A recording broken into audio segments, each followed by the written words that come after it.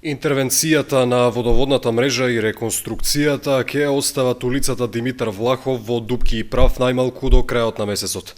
Според локалната самоуправа, плановите се фирмата изведуваш за 15 на дена да започне со реверзибилните активности, што според проценките сообраќајот и движењето по една од најфреквентните улици во градот ќе се нормализираат на почетокот од август. Ископаниот асфалт и прашината станаа секојдневие. Олеснителна околност е што улицата има еднонасочен режим на сообраќај, така што возачите елегантно ја избегнуваат стандардната десна коловозна лента. Улицата беше раскопана нешто порано од почетокот на санационите активности. И тогаш имаше реакции од граѓаните кои сега продолжуваат со забавувањето на динамиката на градежните работи, поради што улицата и тротоарот не се враќаат во правобитната состојба. Според груби проценки, реконструкцијата на улицата Димитар Влахов ќе чини околу 50.000 евра.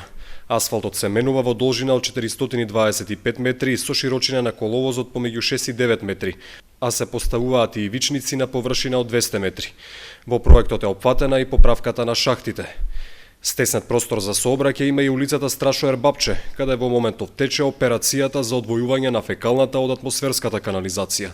Поради тоа возачите се принудени да маневрираат на спротивната коловозна лента.